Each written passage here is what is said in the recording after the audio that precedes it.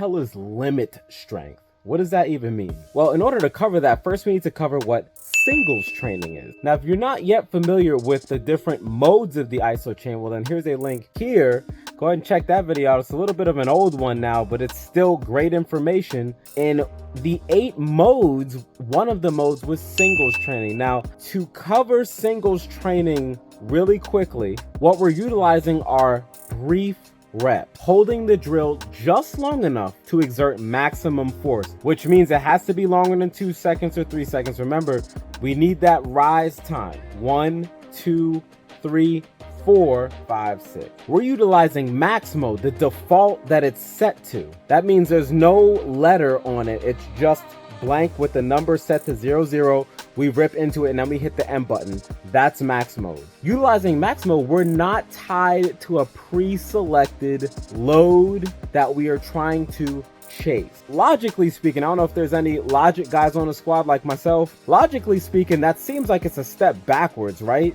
If we have a number to beat, then we're continually making progression, because progressive overload is the name of the game in fitness period, right? Yes. So then why would we just want to use singles training, max mode? Well, keep in mind, this is still very productive and it's a very hardcore method of training like the book implies. But the key word when the manual is referring to singles training is this: it works well for multiple sets of just 1 rep with longer rests between efforts. Did you catch that? It works well for multiple sets of just 1 repetition. Here's an example of that. Let's say the bicep curl was really lacking. So we're just gonna bang it out on the Isochain. Let's say we're just doing 6. We're doing 6 sets of 1 repetition. So this is pretty much the 6x6 protocol here. 6 sets of 6-second contraction. But we're not following the 6x6 rest protocol of 20 seconds. We're not doing that.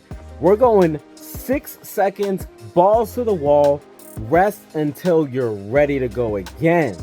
If you've performed the 6x6 on the Isochain, comment down below. I can tell you personally, when performing a 6x6, dude, you are freaking gassed. Chances are you're not at 100% ready to go on the next 20-second go around. You're not. You're probably like at most like maybe 70-75%. It's like, dang, I gotta go again. Is this good for strength and hypertrophy? Yes. But if you're trying to build like the limit strength implies, then what do we want to do? Give ourselves as much rest time as possible so that we're at 100%.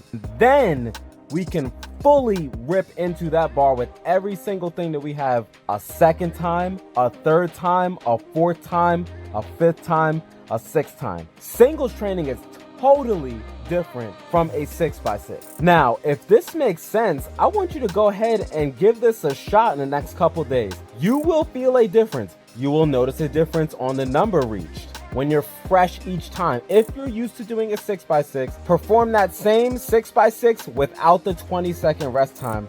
Watch what happens. You will feel a lot fresher and you're going to notice a difference in power production, because this will increase your limit breaking strength. Isn't this stuff cool? Doesn't it go deep? We are not even close to jumping in this rabbit hole, guys. The isometric rabbit hole is huge. All right, guys, what are your thoughts? Have you utilized this method of training before? Go ahead and comment down below. It helps the algorithm out. And the more comments that are here, the more YouTube suggests the video, and more people need to see how this type of training will improve the quality of their life. So go ahead and drop a like. And if you're not yet part of the No Limit Squad, hit that subscribe button. Come join the squad with us. We'll see you next video. Peace.